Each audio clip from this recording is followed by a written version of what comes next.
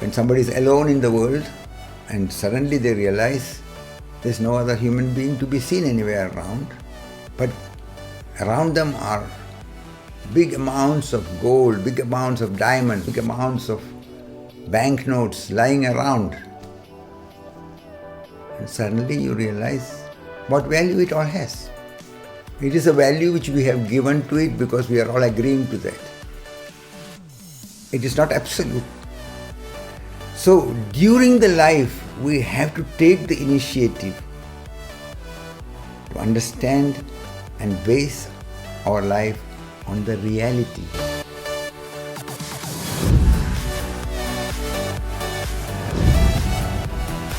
Can you say something about, it's more general question about the addiction also, for example, to the smartphone, or wherever you go, you see people walking around, or also in trains or buses, there's hardly anybody who is not watching the whole time the smartphone. It's also the constant engagement also the whole time. So it's not such a healthy development for the human being. But the interesting thing is, it is showing the tendency which is latent in human beings by bringing it into into the visibility, into the visible area, so that it can become conscious. Because when people go around like that, walking on the streets, traveling in the train, being at home, sometimes on the bicycle, sometimes even while driving the car, then you know that there is not something which is coming from their clarity and intelligence, it's more addictive. And what is addiction? That is the real question. Addiction of all kind, whether it is addiction to drugs, addiction to alcohol, addiction to certain behavior patterns, or in this case what one can say addiction to the using of the social media or cell phone, it is connected with our addiction to the ego. Normally it is not said like that, but I say it like that because our biggest addiction, the undercurrent addiction, is our addiction to the ego, to the idea that I am separate from the whole. And this is a paradoxical process. Because every child comes innocently without any hold into this dimension of the duality. It does not have an idea of who one is. It is simply part of the mystery, part of the whole, in tune with the whole. And then the parents give an identity, say you are our child, give a name, and you are from this family, you are from this area, you are from this culture, you are from this religion, and you belong to this race or this group. So, in different ways, the child gets into an identification. And then many things also are added to it as it grows up. You should do this, you should not do this, you should be able to achieve this, and if you don't achieve this, you are not okay. If you have this kind of tendency, you are not okay. So, by and by, the child is getting strengthened in its belief that I am this personality, and its connection with the identification with the body too. So, after a while, the child loses the connection to the essence and is more preoccupied with and conditioned to believe that I am so and so, I am this personality. It has advantage because it gives a person the possibility to grow roots and to get into the game. And when the belief is so strong that I am this person and I have to achieve this and I have to prove this and I'm only okay when I'm like this. And you compare, you compete, and there is very exciting processes in it. Winning and losing and proving you are superior and all that. So it becomes more like an intoxication. So far one can say, okay, it's a game, it's part of the development in human life. Yes, it is a game only when you can also see that it is not your whole reality. When you are also helped to realize that this personality, this idea of the I or me which you have gotten into, it is for the game in the world, and howsoever fascinating and beautiful and exciting it may be, you cannot really settle in it. But one wants to settle, one wants to hold to that what is pleasant, beautiful, exciting, that what is considered special, so that it becomes so interesting that this personality seeks attention, recognition from the others. And that is where it becomes more and more addictive. Now, in this seeking and searching for attention, for recognition, in comparing and competing with the others, one gets more and more alienated to one's own essential nature. Now the problem is when you don't get recognition from the others, when others don't give you the attention which you seek, you feel empty, you feel lost, because you need to engage yourself in some way. Otherwise you are suddenly confronted with that what looks like emptiness. That what looks like having no ground under the feet, which feels frightening.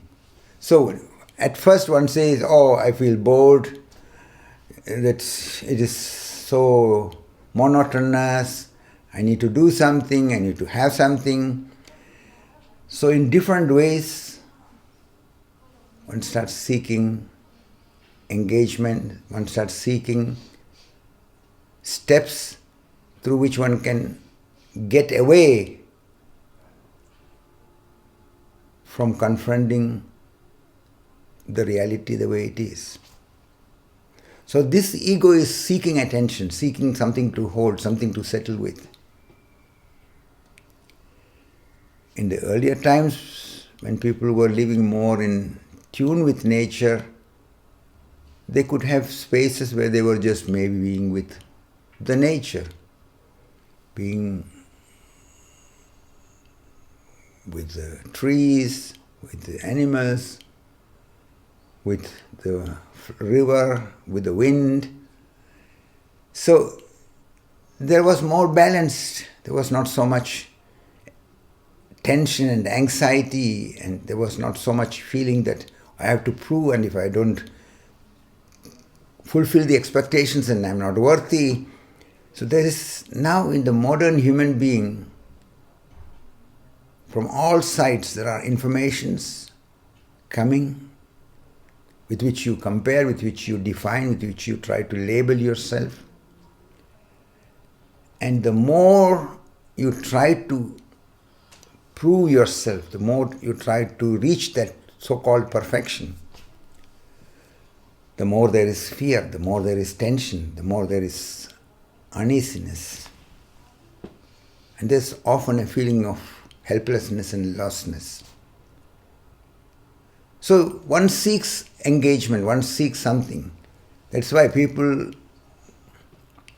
when they have nothing to do, they start chewing the gum.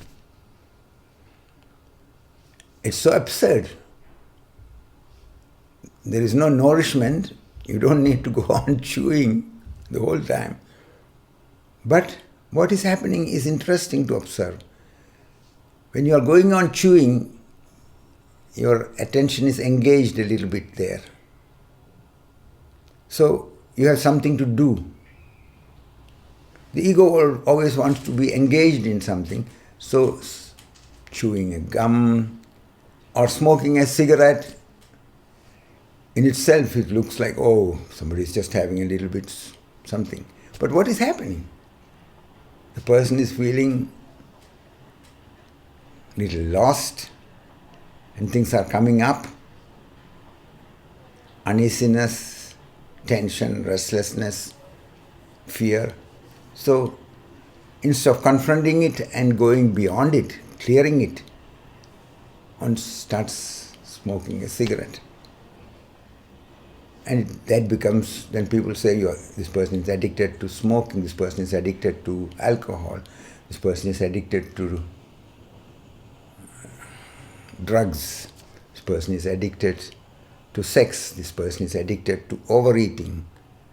And somebody is doing it the other way around. Somebody is fighting against the natural process and trying to fit with a certain perfectionistic idea of how thin you should be so that you have the least amount of fat on your body. And then it is called a new kind of addiction. In German it is called Magersucht. I don't know how it is called in English. So people get into all kind of misunderstandings, all kind of wrong traps. And in the modern time, previously the television and the newspaper was one of the ways to engage. But now, wherever you go, you can have the informations, contact to others with the cell phone, with the internet. So it becomes very fascinating, and it has many beautiful sides to it. But when one is all the time engaged in such things, not becoming aware what one is doing, it becomes very disbalanced.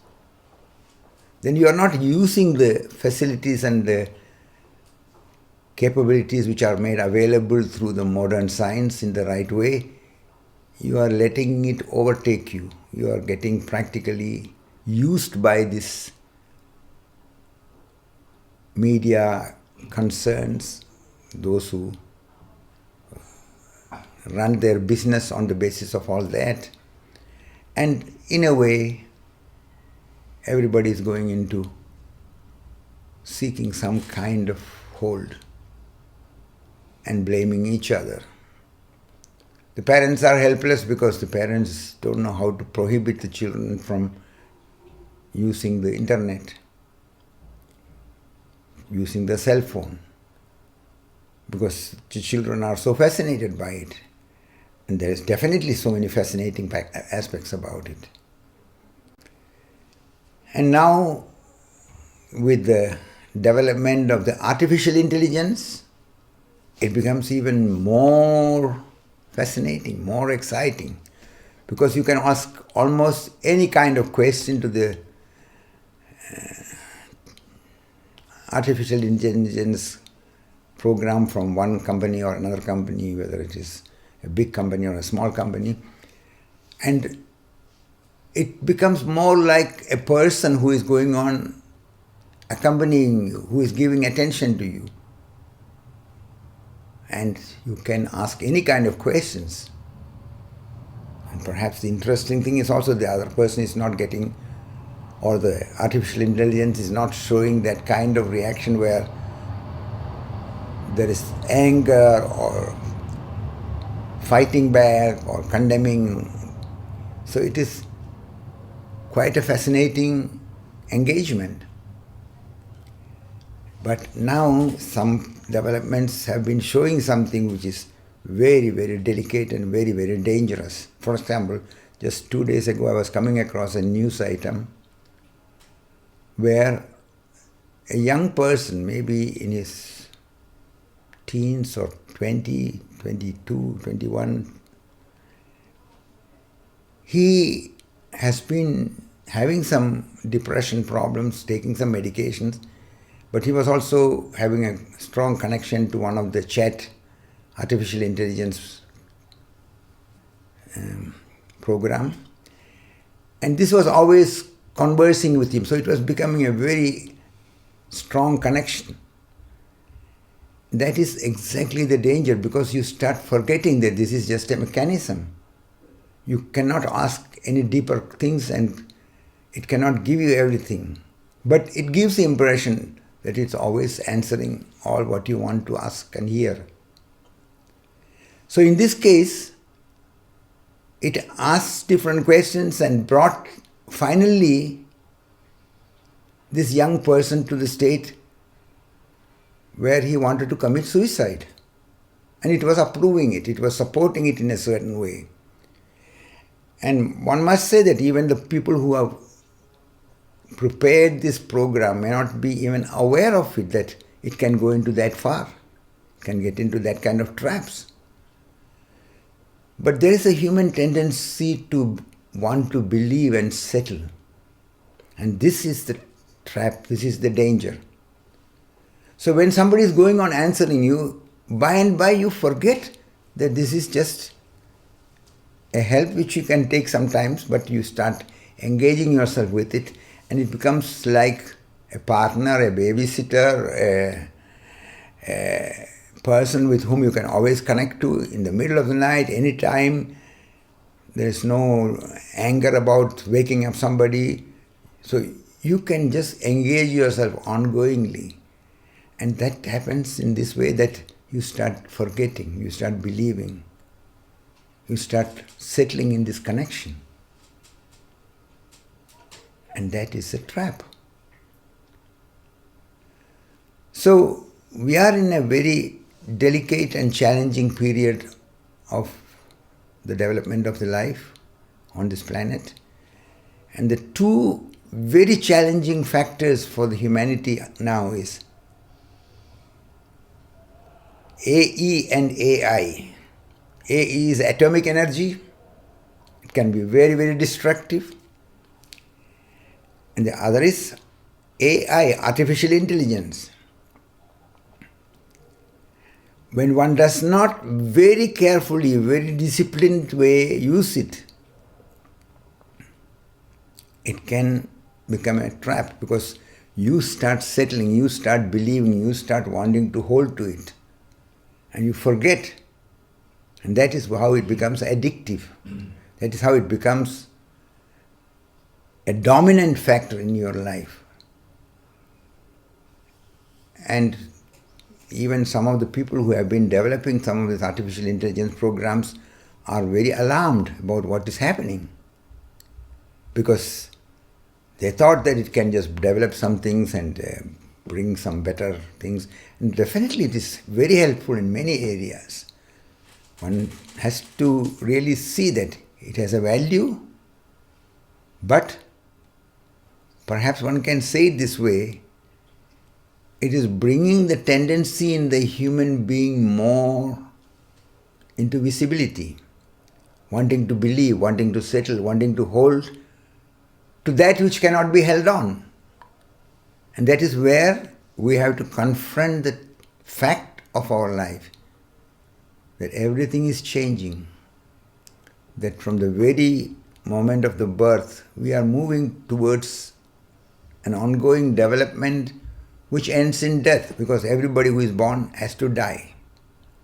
And this is a very uncomfortable fact when one is not considering it in a careful way. And especially when in the modern Western society, where everybody is conditioned in a one-sided way to believe in the ego, to settle in the ego, to prove that you are somebody, to prove that you have to compete and compare and prove that you are someone special. So in this one-sided way of looking at life, without bringing awareness into the transitory nature of this reality, into the illusory nature of this reality, into the fact that the world, howsoever fascinating, it is a relative process. All the values we have, it has value in the functional process, yet it is relative. And that becomes obvious when one can start considering it in a simple way. When somebody is alone in the world and suddenly they realize there's no other human being to be seen anywhere around, but around them are big amounts of gold, big amounts of diamonds, big amounts of banknotes lying around. And suddenly you realize what value it all has. It is a value which we have given to it because we are all agreeing to that. It is not absolute. So during the life, we have to take the initiative to understand and base our life on the reality of change, the reality of the polarity functioning in our life process, of birth and death being one phenomena, of happiness and unhappiness being one phenomena, of pleasure and pain existing together.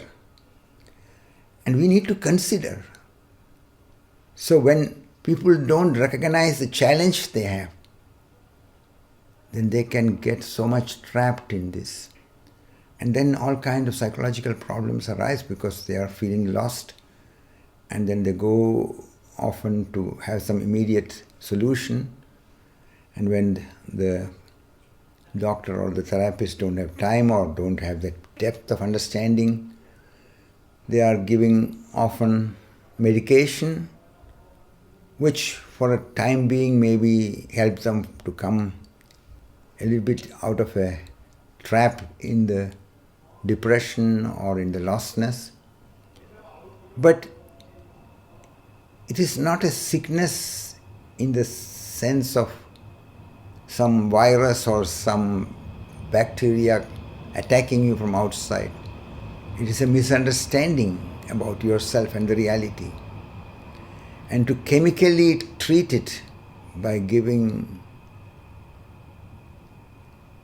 medicine, pills, antidepressive capsules, it is not going to solve it in a healthy, effective sense. It postpones the problem, and then people get addicted also to this medication. And then their body gets often deformed through the side effects. They feel lost. So everybody has to become aware that we are challenged by all the developments, and it is having both sides to it. On one side, it reminds every one of us, look, take the initiative to base your life on what is real, what is authentic, what is true. That was actually the function of the religion, but when people lost the connection to the religion for various reasons, because some of the religion were moving away from their original teachings, they were becoming more political, or some of them were misusing people, and people lost their trust and they were hurt very much. So there are very different reasons. Now we have to reconnect consciously to the essence behind the religious teachings. And the essence behind the religious teachings is to become aware of the interconnectedness of life. Because again, becoming attuned to our essence is what helps us to deal with the game of the world in the right way. Then we see that the world, this body, this personality is part of the passing phenomena, but the one who is living in this body, the one who is residing in this personality is not that part of the change. That is why you have to become aware of your source, aware of the true self. In different ways it is said. Some teachings say experience your true self. Some religions seek and remind that seek the truth. Like in the Christian background it is said, the truth can liberate you. Or another perspective is to seek God, means the mystery behind the creation, whether you call it God or Allah or Ishvara or Great Spirit, or maybe under different indications like Tao. Many ways of indicating, but one has to go into the experiential understanding behind all these words so that one comes to experience the interconnected basis, the non-dualistic basis, the oneness of the life process. Because that is what will help us to go beyond the entanglement in fear and realize the real significance of life, realize the beauty of life, realize that even though the world is a passing phenomena, it is not as a punishment that it is so. It is a blessing, and with the right understanding, one feels very deeply grateful. With the right understanding, there is so much gratitude arising because you see that behind the whole creation, there is unfathomable intelligence, a deep, deep care and support which is making us be capable to be on the earth where we feel at home, where we feel at ease. So when you go deeper and understand it in the right way, there will be so much joy, so much gratitude. And that is also what creates the basis for true love. That is the meaning when it is said in the teachings of the deeper kind that God is love or love is God. It is all to be experientially understood because the words, everybody has their own interpretations. That is why I often remind everybody again and again, listen first to the indications of the great Chinese mystic Lao Tse, where he refused to write a book because he realized the words are interpreted by everybody in different ways. And when under certain pressure he was writing a book, the Tao Te King, he began with the indication that truth cannot be said and that what is said is a lie. With that he indicates many things which are very, very valuable, but he would like that everyone is remembering, don't settle with the words. And we want to believe, we want to settle with the obvious, we want to cling. And that is the problem, and Lao Tse has been aware of it. That is why he refused to write the book.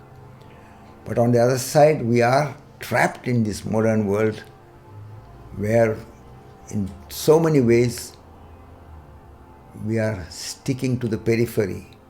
We are focusing on the obvious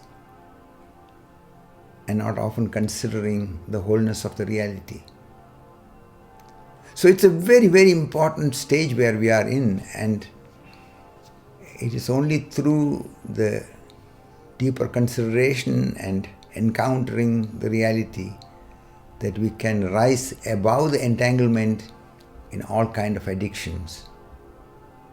And then we see that when we are becoming aware of the nature of the ego and the addictiveness, then we can also deal with all the other addictions very easily, because the other so-called addictions are only secondary aspects of our addiction to the belief that I am separate from the whole, and the whole fear and the whole entanglement in that game. So those who want to not get trapped, they need to start inquiring, what is real? Who am I? What is the truth? What is the source? Whatever be the name it is called, but you have to come into the experiential understanding. And that is what will bring about the real transformation. The very word transformation is very interesting, because it is saying transform, going beyond the form, going beyond the obvious, going beyond how it appears, into the experiencing of that what is. More in moments. You're listening to the Life Surfing Podcast on Spotify.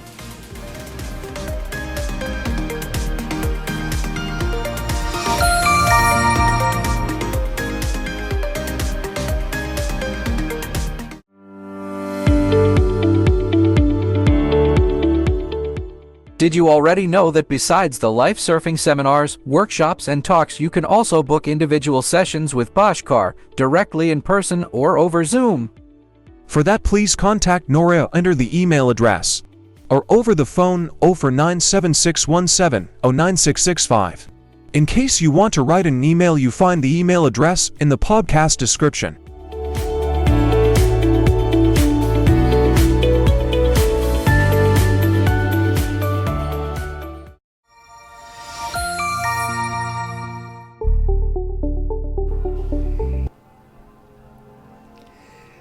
Any other question, anything else in anyone?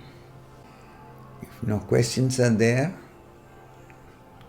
we sit the next 20 minutes with the remembrance to watch without identifying, to watch everything, all the thoughts, all the feelings, all the energy process, all the undercurrent factors which are rising.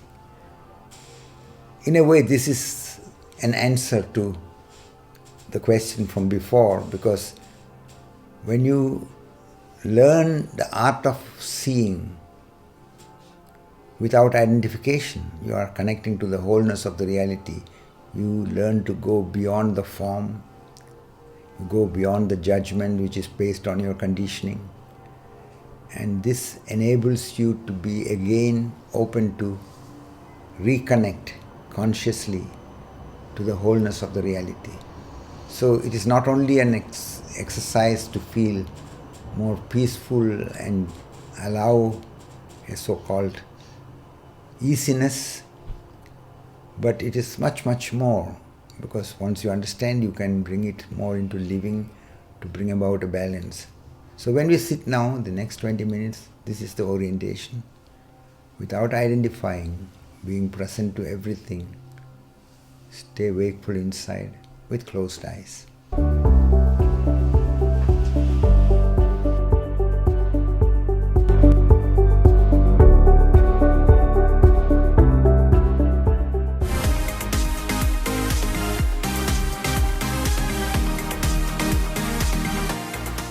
The Life Surfing Podcast will be back next week. In the meantime, make sure that you're following us right here on Spotify.